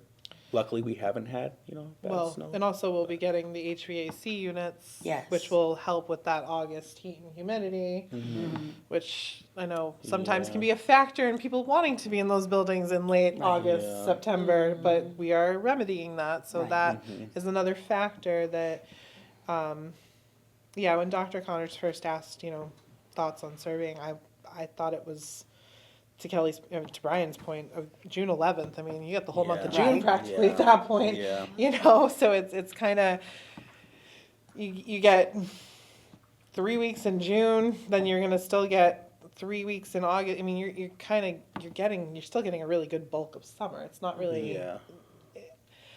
I saw value in it personally. I thought version 2 looked good. It's interesting to see the split though. I mean, it's close. I guess I'd be curious of the 44% that picked version 1. Part of me would be curious what grades are, like, is it a grade, like, are there certain grades that felt that way? What were the reasons, or, and I don't know if we can necessarily ask that, but that's my own curiosity, like, are we looking at Quashnet teachers who are like, nope, we we want to wait Yeah. and let them have, or are we looking at high school teachers who are, And then our seniors would graduate a week early, correct? Yeah. Yep. no, they're still on that first Saturday in June. First Saturday, yeah. It's just everybody else isn't there. You're not having, and that's the other Right. piece that I like about this one is we always hear that once the seniors graduate, it's kind of like, and I don't want to say it's the free for all, but It's a free-for-all. you hear the stories that it's a free for all. This would alleviate that because they're only in the building for another week. Right. Right. So Yeah. there's kind of that benefit as well for our older students, that they're not just kind of, oh, there's no more, and the teachers too, I think after graduation, it gets a little like, okay, we're done. Kind of like graduation happened, next. So, Yeah. and I say that tongue in cheek. I know that is not the case, but I know our teachers are working up until that last day, but I do think it helps them focus their students a little bit better. Yeah, I think to Kelly's point too, like getting them into the swing of things a little bit earlier versus later.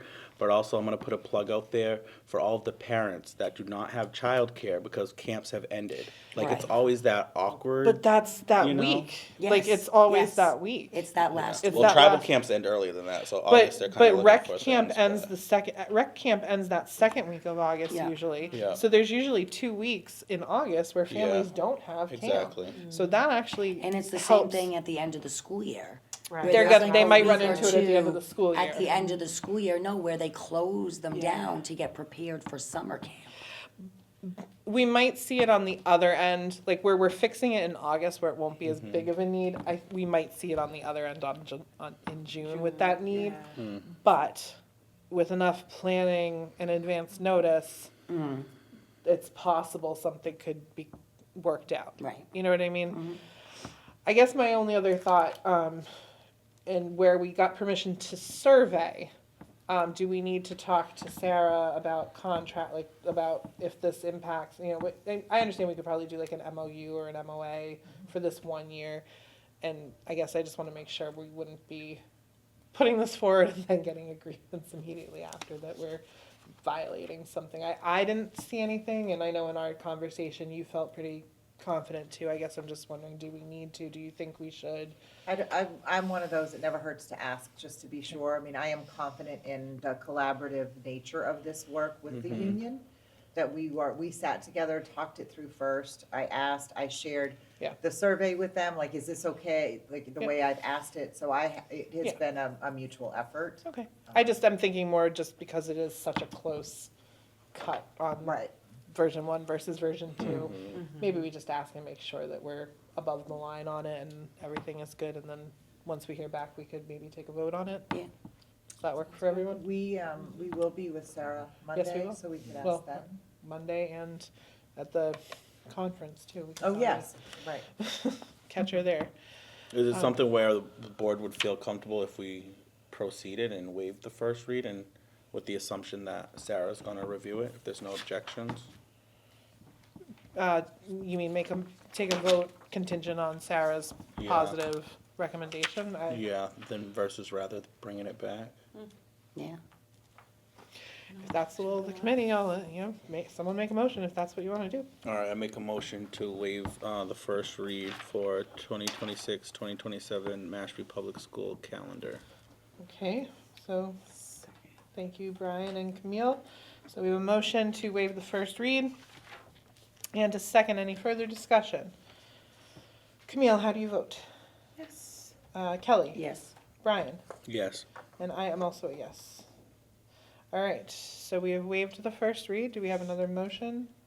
Madam Chair, I'll make a motion to approve version 2 of the 26-27 Mashpee School, Public Schools calendar, contingent with legal review, A favorable legal? favorable legal review. Okay, so we have a motion. Do I have a second?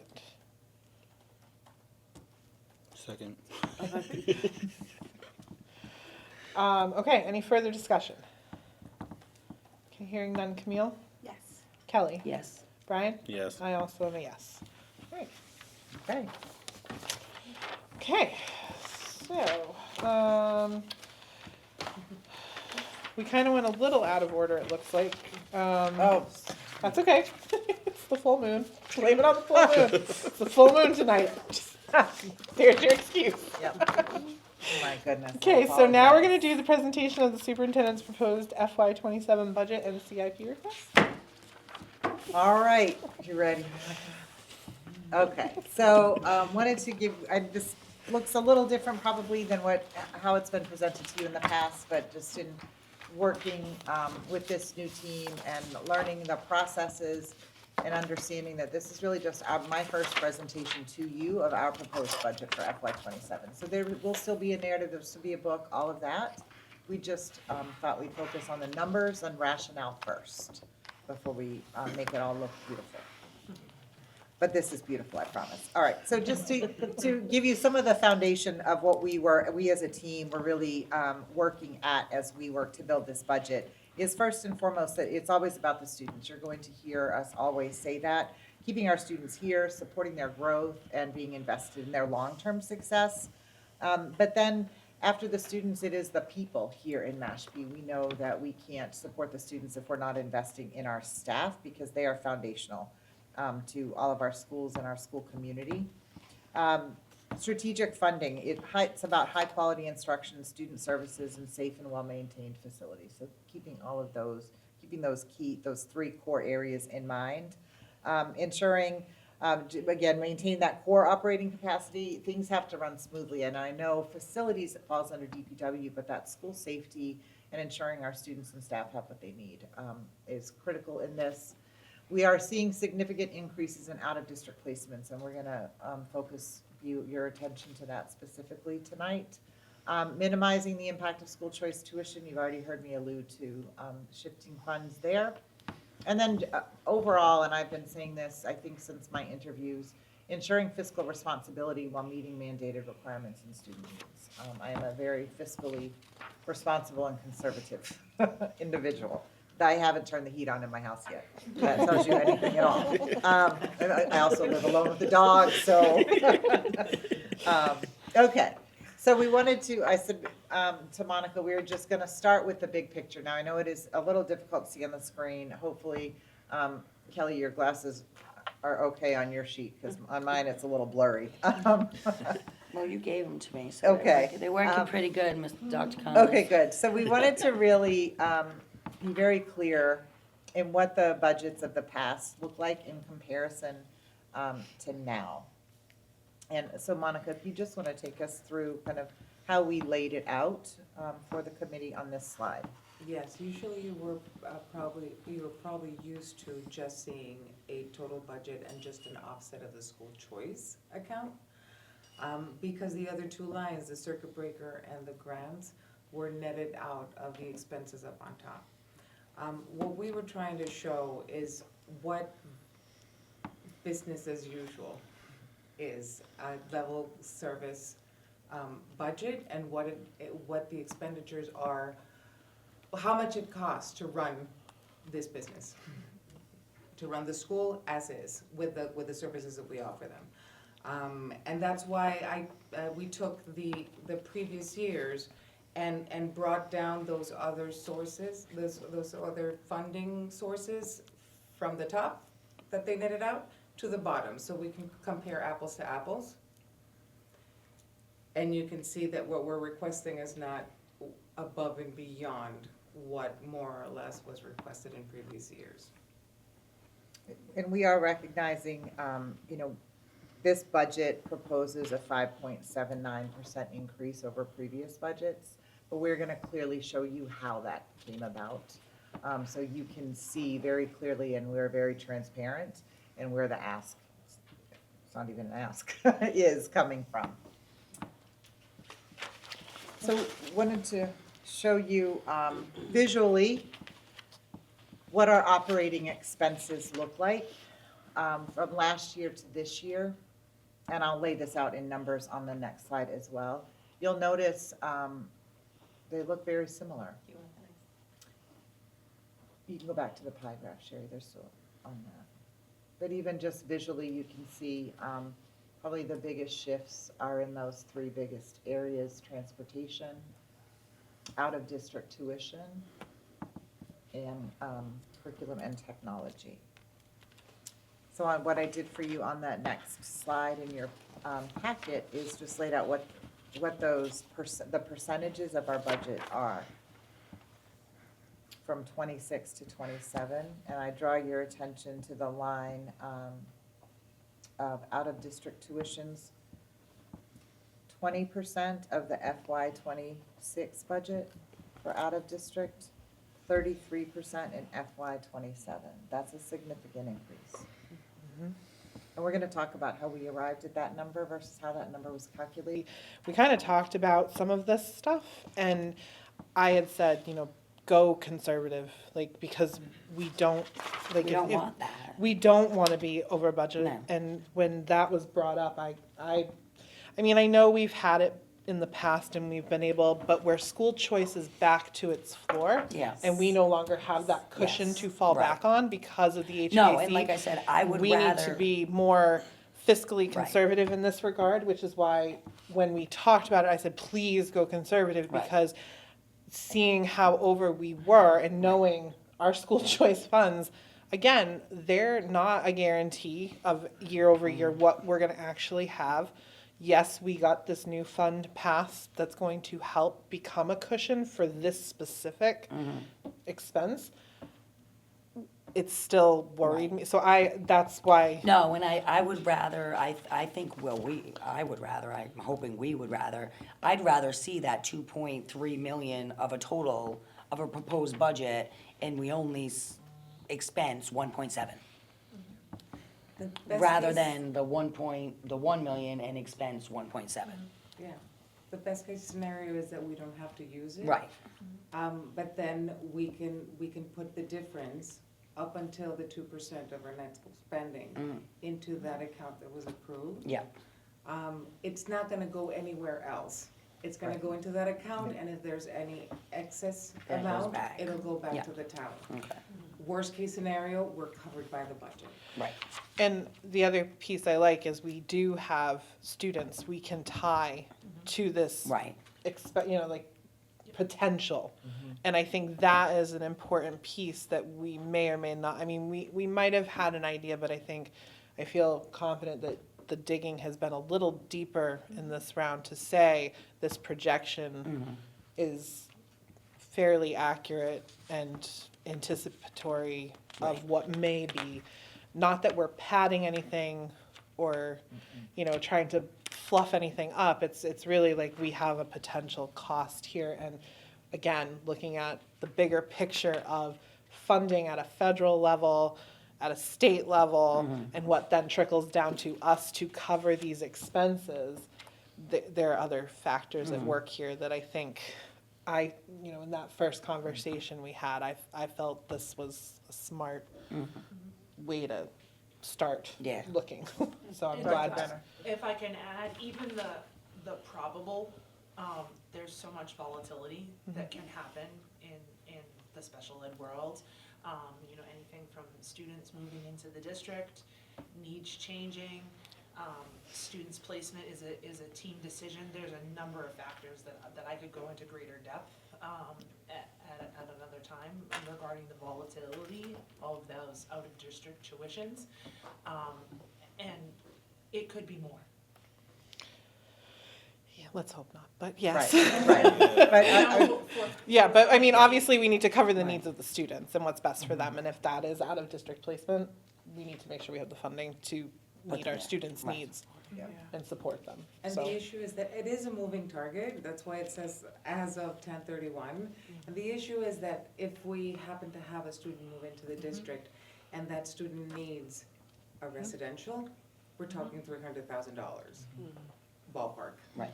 Conversely, if we have a student move out of the district, though, Correct. Right, yes, So, yeah. and I don't want to, Dr. Benner, you've mentioned the work of your team also in trying to bring students back to the district Absolutely. through the evaluation process. Absolutely. You know, really what I want to focus on is sort of a plan within our district plan around, you know, taking a look at our special ed models and how they are or are not meeting the needs of our students.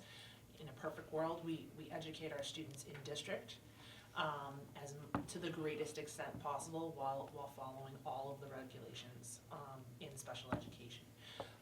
The other matter that I would mention that we find that really challenging is transportation costs associated with some of our students with special needs. It's tough out there finding transportation that is matched. Once you find a school that is matched to a student, it's a whole nother, wrinkle seems far too small of a word to describe what it actually is. So, you know, there is gonna be proactive work that's gonna happen, but again, it's that volatility. So I guess my question is, what does it do, the impact to the current budget? Does that mean that we're gonna go over budget? No. Or, I'm gonna get to that, yes, that's a great question. yeah, I was gonna Hold say, that. any other surprises? No, no. Because I have the town manager in my ear. Yeah, oh, believe As me, the right? liaison to the finance committee, I'm like, believe me, No. I saw the 5.79 and I'm already like. Well, as soon as she said that, I'm like, Like- I don't know if you saw me look at you, I'm like, But again, I think if we keep working through this and finance subcommittee as we keep meeting, and I know we missed that one meeting, but as we continue this process, we'll be able to see and I don't wanna say come up with the defense, but be able to present this to the town and say, listen, like, this isn't just like things we just want. This is like actually a student that needs these services, which is why we need this funding, which is why we need you to pass the town meeting budget. So, okay, And, good. and as we go through, what you'll see, true to what Monica said, this is a level services. We are not asking for anything. The increases strictly come from contractual raises, from out-of-district placement. That's everything else, there's no padding, we're not asking, and I want curtains for my office. I don't know, I couldn't think of anything else, but, do you know, like, there's absolutely no fluff. So, on this slide and on the page in front of you, you'll just see, again, the pie looks similar in terms of distribution. And that's not, it doesn't look similar because we're just increasing spending in every category equally. It's not about that. And so on the next slide, I did lay out the numbers for you. So again, you can see, this is salaries. There's a reduction in some places because people are retiring. And so the way we worked to calculate that is if they're going out on top step with a doctorate, for example, and retiring. And we know that we set the budget of the hiring, let's say, call it at master's, step 5 or something, for example. There's a cost savings there. And so we work to try and budget in that manner. Obviously, no matter what, we want the best educators for our students, and that will always be the priority. But just to show you that we're not padding anything. On the next slide is just a comparison over the last 3 years. FY25, our current year, FY26, and our proposed budget. Now, one of the increases that you'll see here in personnel and expenses, that darker blue is those expenses, we talked about that, that's out of district tuition. You again actually see a decrease in FY27 in total salaries.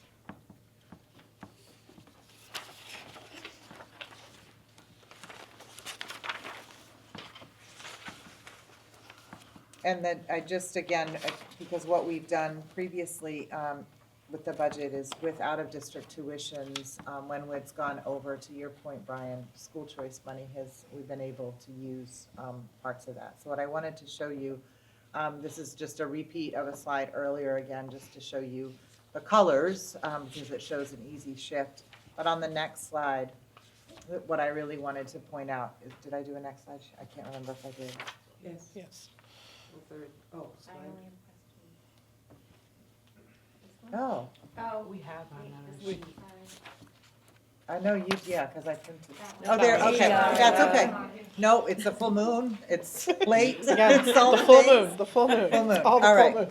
So what I wanted to show you on this slide with school choice, again, is the revenue and the expenditures.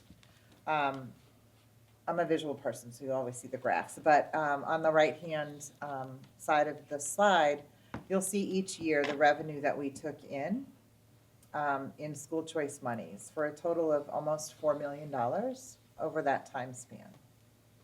But then you see the money that has gone out or come out of school choice to the tune of almost $3 million. So that bottom line, if you will, is 1.1 million basically left in school choice. Now, this includes encumbrances for HVAC and all of that. So I just wanted to kind of show you the impact.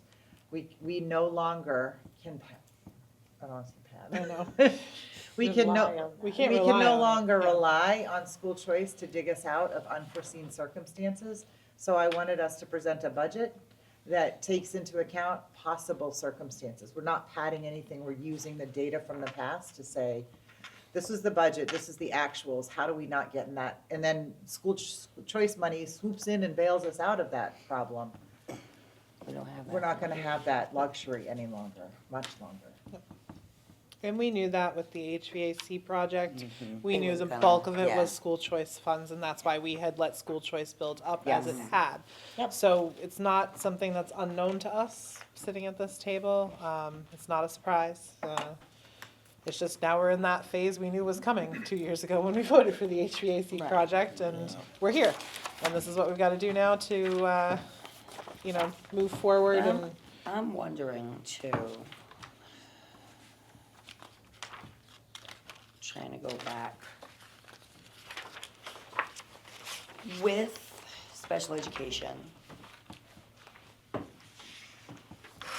are we foreseeing in our budget that we're proposing additional training that our teachers or our paraprofessionals or additional people that we're going to have to hire as one-on-one paraprofessionals or specific special special ed students? Is all of that stuff in there? Not yet.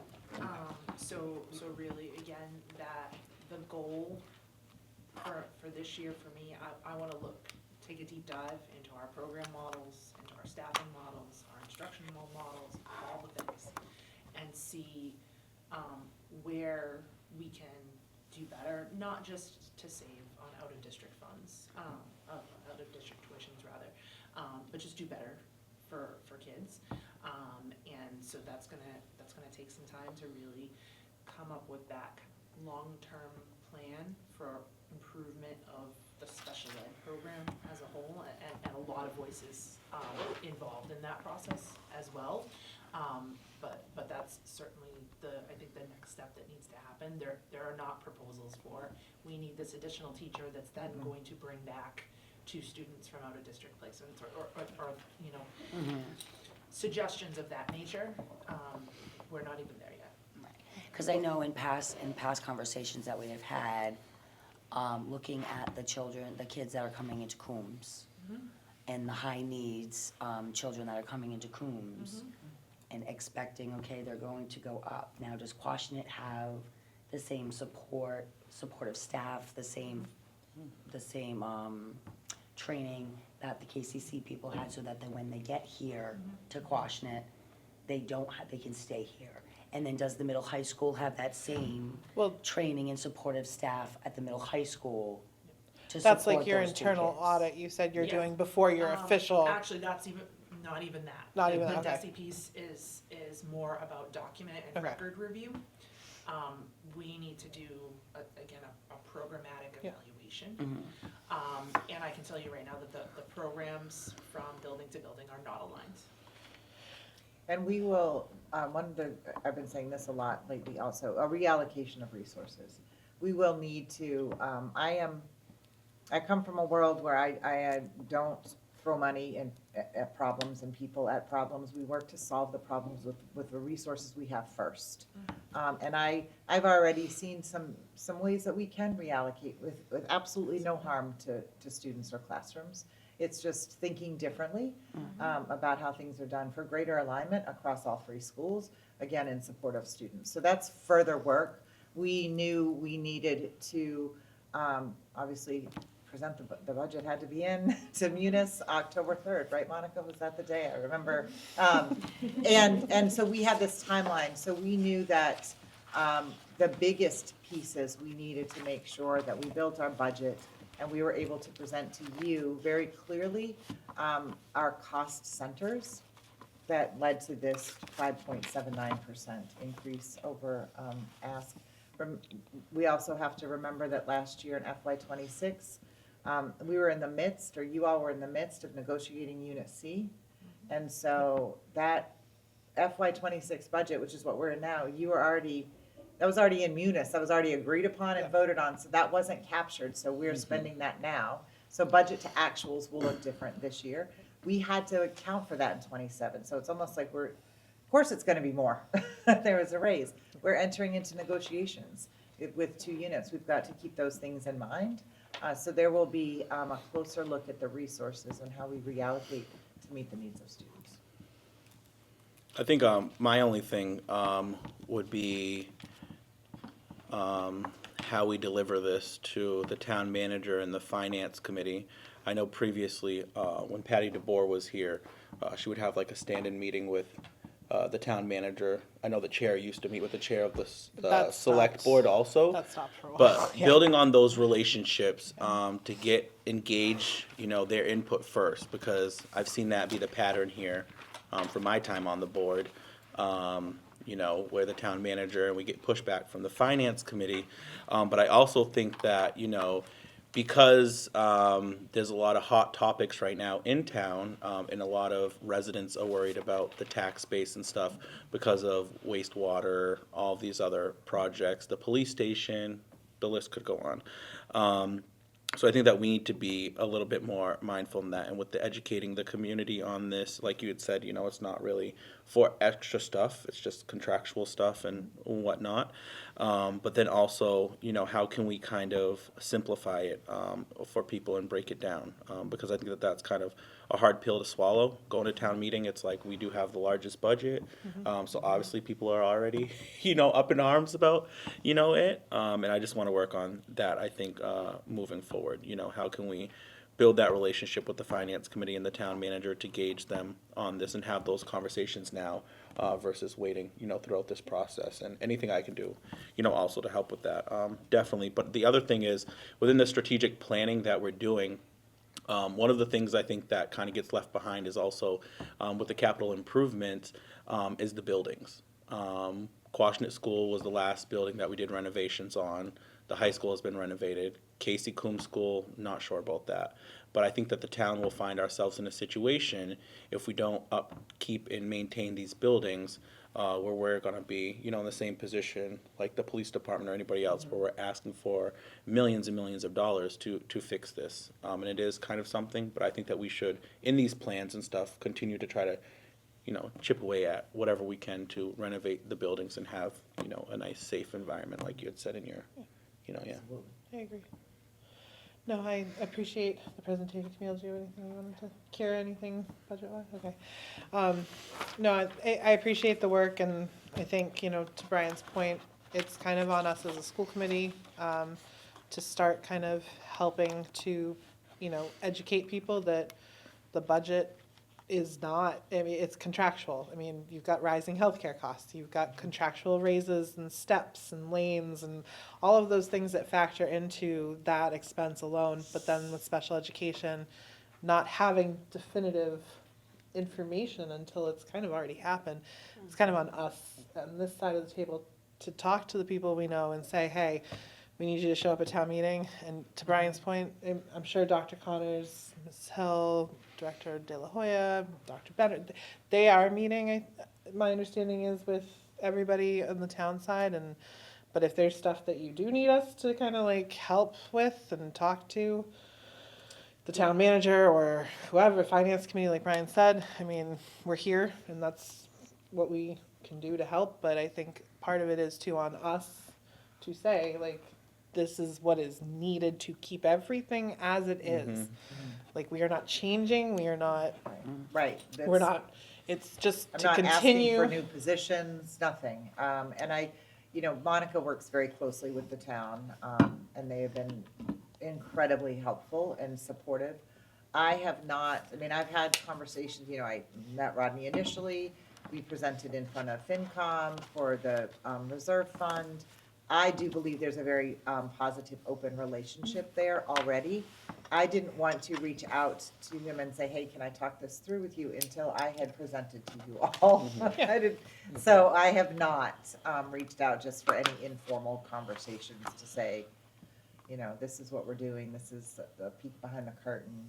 I mean, we go before them anyways Right. to Yeah. do the So. whole, here's our budget. And they have that day of every department coming, and that'll be a day where we do get to kind of make our case in a sense and say, listen, like, and show, I mean, some of these charts, I would say hold on to them because I think they're very telling, especially the ones where you're very clearly showing, like, the proposed budget. I thought that slide was great. I think it's very clear that, we're not going above and beyond. We're not just like, give us money. And I think seeing, again, these operating expense side by side, but this out of district one especially, I Yeah. think is very telling and really can be the driver of our narrative of what, right now it's the superintendent's budget. They're still working on it. It's not our budget yet. But when it comes to that point and we do vote We're to happy to adopt give it this- to you now. I think Monica's had No, it. I don't think we're there yet. We're not there yet, but thank you. But when it does come to that point, I'm confident that we will be confident based on just what we've seen tonight and the presentation so far and the discussions that have been happening so far. I think we'll be able to really get behind this and say, like, listen, we need this. And yes, people are concerned about wastewater, but I do have confidence in our town to understand that our schools, healthy. I'm a big proponent of healthy schools, healthy community, and if our schools are thriving and doing the best they can, Mashpee as a whole is thriving and doing the best that it can, regardless of how many retirees or people without children in the district we may have paying taxes.